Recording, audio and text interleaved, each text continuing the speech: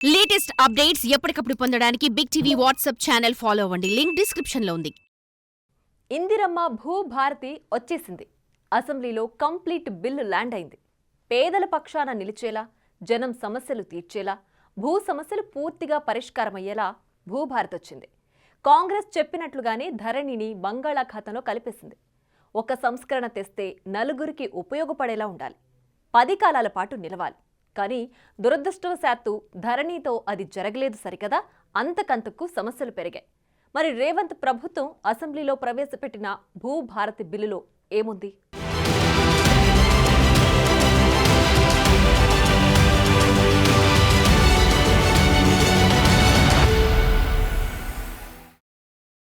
భూములకు పూర్తి భద్రత, సమస్యలకు పరిష్కారం,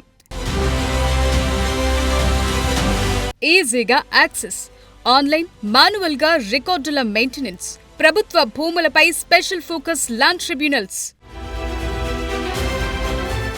ఒక్కటేంటి ROR 2024 భూభారతి బిల్లు సమస్త భూ సమస్యలకు పరిష్కారం చూపే దిశగా రూపుదిద్దుకుంది. ఇందులో హైలైట్ ఏంటంటే, ఇటు ప్రజలు అటు మేధావుల సూచనలు సలహాలతో రూపుదిద్దుకున్న తొలి చట్టమిది. భూమి చుట్టూ సమస్య ఏముందన్నది రైతులకు జనాలకే తెలుసు. అందుకే ఎలాంటి పరిష్కారాలుంటే సమంజసమో వాటినే పొందుపరుస్తూ భూభారతొచ్చింది.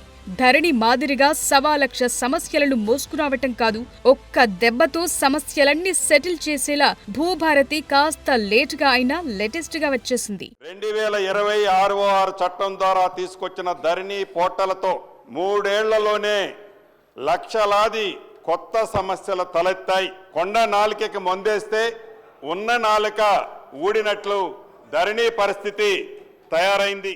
రేవంత్ ప్రభుత్వం అసెంబ్లీలో ప్రవేశపెట్టిన భూభారతి బిల్లులో హైలైట్స్ ఏంటో ఓసారి చూద్దాం. ధరణిలో ల్యాండ్ రిజిస్ట్రేషన్, ఆ వెంటనే మ్యూటేషన్, ఇదొక్క వెసులుబాటు తప్ప మిగతావన్నీ సమస్యల సుడిగుండమే.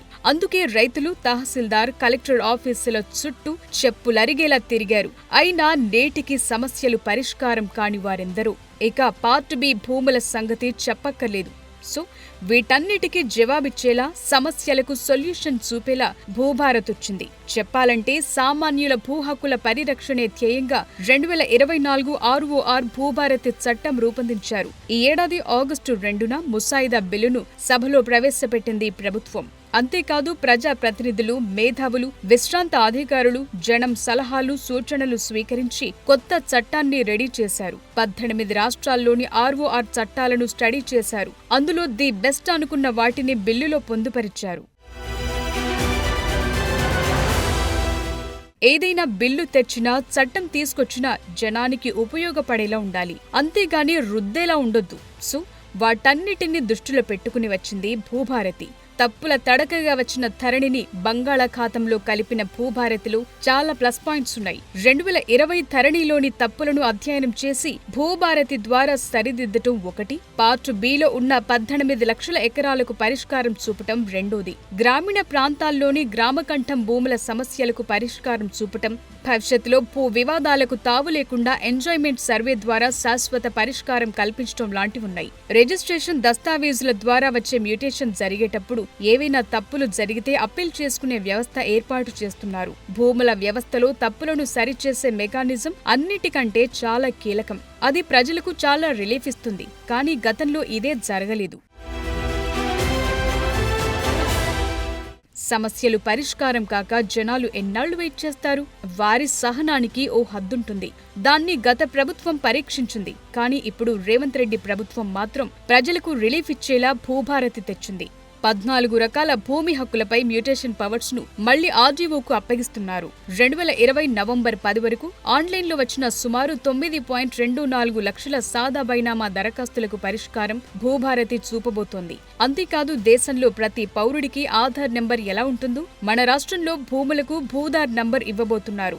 2014కు ముందు రెవెన్యూ రికార్డుల నిర్వహణ, జమాబందీ ఎలా ఉండేదో ఇకపైన అదే విధంగా కొనసాగించబోతున్నారు. త్వరలోనే ప్రతి రెవెన్యూ గ్రామానికి ఒక అధికారి ఉండబోతున్నారు. సో ప్రభుత్వ భూమికి, ప్రజల భూమికి పక్కాగా లెక్క ఉండేలా చూస్తున్నారు.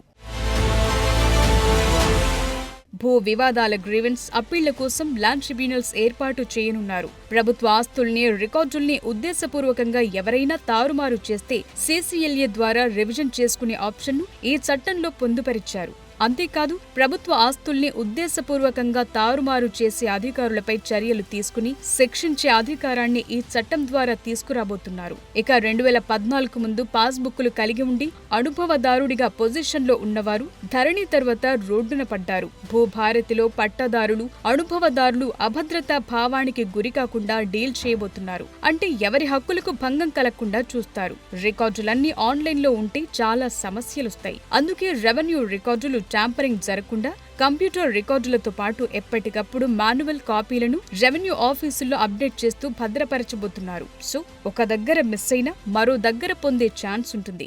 ఒక అద్భుతమైన చట్టాన్ని బేసిజాలకి పోకుండా ప్రధాన ప్రతిపక్షంలో ఉండే అనుభవజ్ఞులైన నాయకులు ఇచ్చిన సూచనలు కూడా ఈ చట్టంలో క్రోడీకరించి ఎక్కడ చిన్న పొరపాటు జరగకుండా ఈ చట్టాన్ని తమర ద్వారా ఈ సభకి యావత్ తెలంగాణ రాష్ట్రానికి పరిచయం చేయడం జరిగింది. ధరణిలో 33 మాడ్యూల్స్ ఉంటే దాన్ని 6 మాడ్యూళ్లకు కుదిస్తున్నారు. గతంలో మాన్యువల్ గా పహాణిలో 32 కాలమ్స్ ఉంటే వాటిని ధరణిలో ఒకే కాలంకు గత ప్రభుత్వం కుదించింది. ఇప్పుడు దాన్ని 11 కాలంలకు చేస్తున్నారు. భూములకు సంబంధించి గత ప్రభుత్వం కొన్ని వివరాలు బయటకు రాకుండా పెడితే ఇప్పుడు భూభారతిలో సర్వే నెంబర్ ఎంటర్ చేసి ఎవరైనా ఎక్కడి నుంచైనా చూసుకునేలా డిస్ప్లే చేస్తున్నారు. భూభారతిలో దరఖాస్తు చేసుకున్న వారికి అప్డేట్స్ వారి మొబైల్కే ఎప్పటికప్పుడు చేరవేయనున్నారు. గతంలో ధరణి కారణంగా అన్యాక్రాంతమైన భూముల వివరాలను భూభారతి ద్వారా బయట తేబోతున్నారు. 2014 ముందు సబ్ రిజిస్ట్రార్ ఆఫీసుల దగ్గర ఉన్న ప్రభుత్వ భూముల జాబితాలోని రెవెన్యూ, ఎండోమెంట్, వక్ఫ్, భూదాన్, ఫారెస్ట్ వంటి భూముల వివరాలను ధరణిలోని డేటాతో పోల్చి చూసి అన్యాక్రాంతమైన భూముల వివరాలను బయటకు తేబోతున్నారు. అంటే ఎక్కడ ట్యాంపర్ జరిగి ఆ భూమి ఎవరి ఖాతాలోకి వెళ్లాయో పాలకు పాలు, నీళ్లకు నీళ్లు తేలబోతున్నాయి. సో అటు ప్రభుత్వ భూముల పరిరక్షణ, ఇటు సామాన్య జనం భూమి హక్కులు కాపాడేలా, సమస్యలుంటే వేగంగా పరిష్కారం లభించేలా భూభారతి సరికొత్తగా వచ్చింది. ఇది హిస్టారికల్ కావటం ఖాయమే. ఎందుకంటే దేశం నలుమూలలా స్టడీ చేసి ది బెస్ట్ ప్రాక్టీసెస్ ను అందుబాటులోకి తెస్తున్నారు.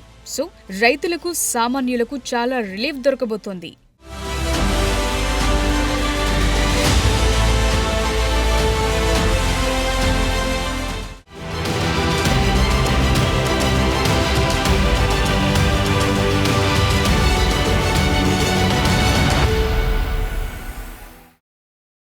రైతుల పాలిట ధరణి ఓ పీడకల. ఇప్పుడు దాని పీడ విరగడవుతోంది. బంగాళాఖాతంలో కలవబోతోంది. అసలు భూభారతి హైలైట్స్ చూస్తే చాలు ధరణిలో ఎన్ని లోపాలున్నాయో తెలుస్తుంది. 1 కాదు 2 కాదు 1,00,000 సమస్యలను మోసుకొచ్చింది. జలగలా పీడించింది. కంటి మీద కునుకు లేకుండా చేసింది.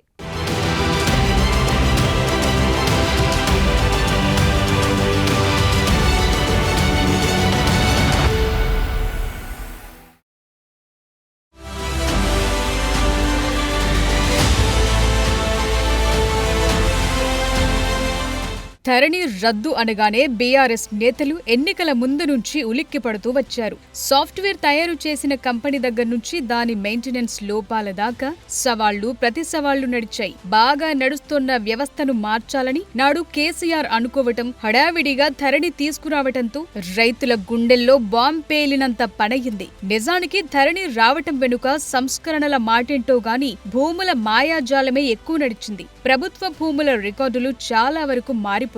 ప్రైవేటు వ్యక్తుల చేతుల్లోకి వెళ్లాయి. ఇప్పుడు వాటిని తవ్వి తీసే పనిలో కాంగ్రెస్ ప్రభుత్వం ఉంది.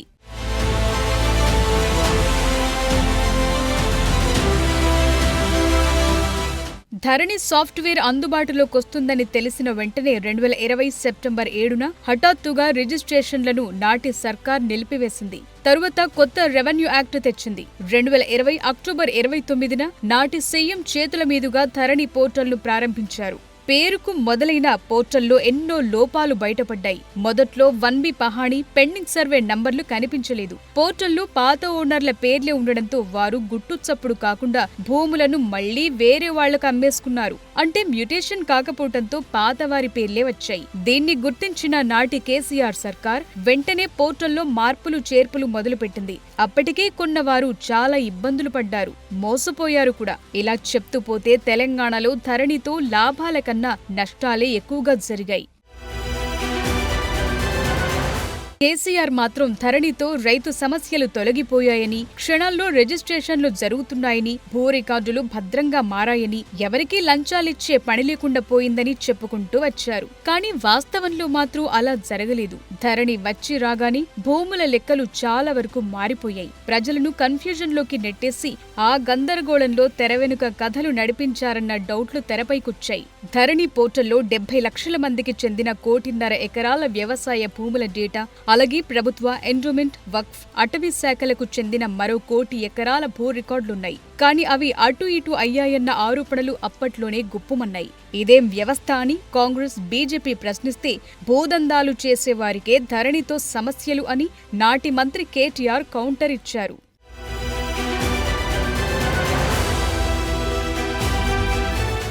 నిజానికి ఒడిశాలో ఈ ధరణి రిజిస్ట్రేషన్ పేరుతో వ్యవసాయ భూముల కోసం 2010 జనవరి 4న ILNFS సంస్థ కొత్త వ్యవస్థ తీసుకొచ్చింది. అదే మోడల్లో కేసీఆర్ ధరణి తీసుకొచ్చారు. ఒడిశా అమలు చేసిన విధానంపై గతంలో కాగ్ అక్షింతలు కూడా వేసింది. ఒడిశాలో ఫెయిల్ అయిన వ్యవస్థపై కేసీఆర్ నాడు వెనక్కు తగ్గలేదు. పైగా దేశంలో అదే అద్భుతమైన వ్యవస్థ అని కలరింగ్ ఇచ్చారు. కేసీఆర్ ధరణి బావుందని అన్నారు తప్ప డేటా సేఫ్టీ, ఈ సైట్ను నిర్వహించే సంస్థల గురించి అస్సలు మాట్లాడలేదు.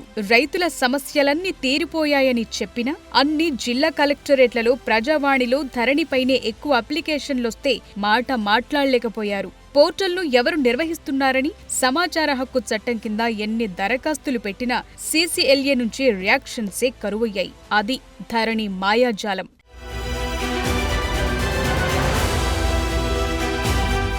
ప్రభుత్వ రంగ వెబ్సైట్స్ ను మెయింటైన్ చేస్తున్న national informatics centre NIC, centre for good governance CGG, TCS, Infosys, Wipro లాంటి దిగ్గజ సంస్థలు రాష్ట్రంలో ఉన్న ILFS అనుబంధ సంస్థ టెరాసిస్ టెక్నాలజీకి ధరణి రికార్డుల నిర్వహణను అప్పగించారు కేసీఆర్. ఇది ఫస్ట్ రాంగ్ డెసిషన్. ధరణి పోర్టల్ నిర్వహణపై చాలా మందికి అనుమానాలున్నాయని ధరణి సమస్యల వేదిక ఎప్పటినుంచో మొత్తుకుంటూ వచ్చింది. పైగా ఈ ధరణి పోర్టల్ను సీక్రెట్ గా నిర్వహించడంలో ఆంతర్యమేంటన్న ప్రశ్నలొచ్చాయి. ధరణిలో లోపాలు ఆసరాగా చేసుకుని ధరణి ఆపరేటర్లు కొన్ని చోట్ల అధికారులకు తెలియకుండా ఇంకొన్ని చోట్ల అధికారులతో కలిసి అక్రమాలకు పాల్పడుతున్న ఘటనలు కనిపిస్తూనే వచ్చాయి. సర్వే నంబర్ల గోల్మాల్ జరిగాయి. ఈ అక్రమాలు చూడలేక చాలా వరకు సరిచేసే బాధ్యతను కలెక్టర్లకు అప్పగించింది నాటి సర్కార్. అయితే అన్ని పనులను కలెక్టర్ చూడలేకపోయారు. దీంతో ధరణి పెండింగ్ సమస్యలు అలాగే ఉండిపోయాయి.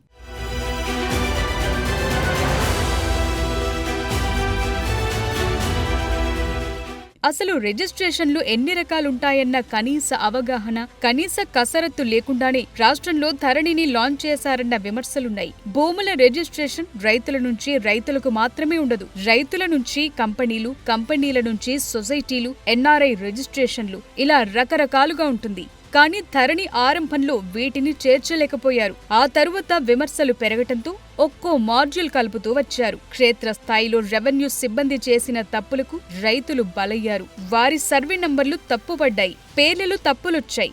గ్రౌండ్ లో భూమి ఒకలా ఉంటే సర్వే నెంబర్లలో ఎక్కువ తక్కువలు నమోదయ్యాయి. రైతు తన భూమిలో కొంత అమ్ముకున్న మ్యూటేషన్ పూర్తయిన పాస్బుక్ లో రైతుల ఖాతాలో పాత విస్తీర్ణమే కనిపిస్తున్న పరిస్థితి ఉంది. అన్ని కలెక్టర్ లాగిన్ కే ఇచ్చారు. మరి జిల్లా పరిధిలో కలెక్టర్ సమస్యలన్నిటికీ పరిష్కారం చూపే పరిస్థితి ఉందా?